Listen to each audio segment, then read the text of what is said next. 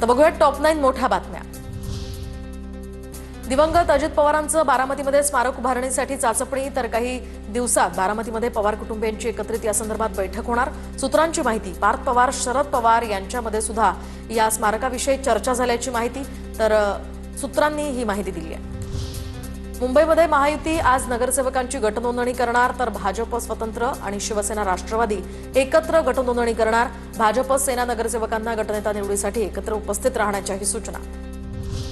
मुंबई पालिकेच्या 18 प्रभाग समित्यांपैकी 8 प्रभाग समिती ठाकरेंकडे येण्याची शक्यता। बहुमतात महायुती तरी सुद्धा 8 प्रभाग समितीवर ठाकरेंचं वर्चस्व।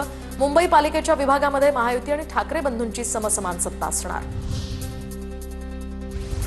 तर राज ठाकरेंनी आज पदाधिकाऱ्यांची बैठक बोलावली। एमआयजी क्लबमध्ये बैठक होणार। मुंबईतील पक्षाच्या विभाग अध्यक्षांना सुद्धा बैठकीला बोलावलं।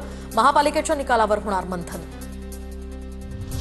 ईव्हीएमला नाव ठेवू नका, खासदार ओमराजे निंबाळकरांचा महाविकास आघाडीला घरचा आहेर। ईव्हीएममध्ये घोळ असता तर खासदार झालो असतो का, ओमराजे निंबाळकरांचा सवाल।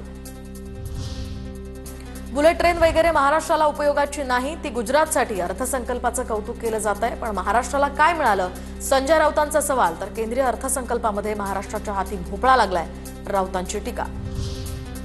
उपमुख्यमंत्री एकनाथ शिंदे मलंगगडावर दर्शनासाठी जाणार। माघ पौर्णिमेनिमित्त मच्छिंद्रनाथांच्या मंदिरामध्ये दर्शन घेण्यासाठी उपस्थित राहणार। छत्रपती संभाजीनगरमध्ये आज मंत्री पंकजा मुंडे यांच्या सभांचा धडाका, तर जिल्हा परिषद निवडणूक यांच्या अनुषंगानं पंकजा मुंडेंच्या जिल्ह्यात 5 ठिकाणी जाहीर सभा। नाशिकमध्ये आज सर्वपक्ष शोकसभेचं आयोजन। शोकसभेला मंत्री छगन भुजबळ उपस्थित राहणार, तर दर्शनासाठी अजित पवारांच्या अस्थींचा कलश ठेवण्यात येणार।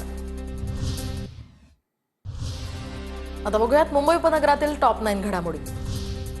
मुंबईकरांवर 6 ते 7% पाणीपट्टी वाढीचं संकट, तर येत्या काही दिवसात रखडलेल्या पाणीपट्टी वाढीचा निर्णय होण्याची शक्यता। पाणीपट्टी वाढीचा प्रस्ताव पाणीपुरवठा लेखा विभागाकडून तयार, आयुक्तांच्या मंजुरीसाठी सादर करण्यात येणार हा प्रस्ताव। मुंबईतल्या ईस्टर्न हायवे परिसरात चेरी ब्लॉसमच्या फुलं वेधतायत लक्ष, तर फुलांमुळे ईस्टर्न हायवेवर घाटकोपर आणि विक्रोळी परिसरात आकर्षक स्वरूप। मुंबई विद्यापीठानं 9 आणि 10 फेब्रुवारीच्या परीक्षा पुढे ढकलल्या। जिल्हा परिषद आणि पंचायत समितीच्या निवडणुकांमुळे या परीक्षा पुढे ढकलण्याचा विद्यापीठाचा निर्णय। 24 फेब्रुवारी आणि 25 फेब्रुवारी रोजी परीक्षा घेण्यात येणार।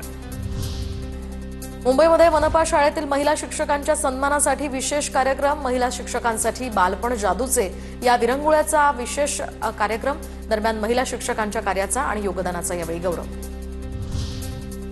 कोस्टल रोडवर भरधाव वेगानं गाडी चालवल्यास आता गुन्हे दाखल होणार। वाहतूक पोलिसांचा वाहन चालकांना इशारा। स्पीड नियंत्रणात आणण्यासाठी वाहतूक पोलिसांकडून आता हे कडक नियम सुचवले जातात।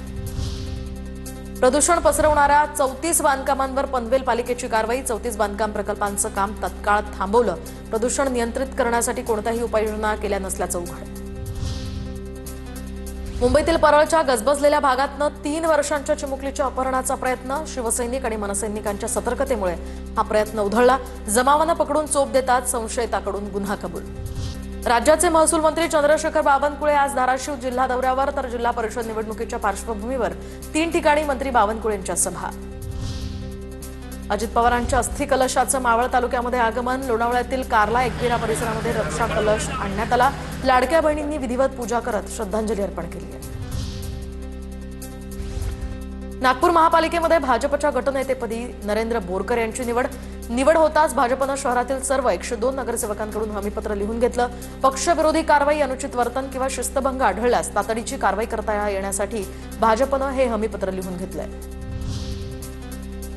पुण्याच्या भोर तालुक्यातील रहिडेश्वर किल्ल्यावरच्या वाघजाई माता मंदिरामध्ये माघी यात्रा उत्साहात संपन्न, तर पारंपरिक वाद्याच्या तालावर काठी पालखीची मिरवणूक, महाआरती, मूर्तीपूजन, अभिषेक अशा विविध धार्मिक कार्यक्रमांचे इथे आयोजन।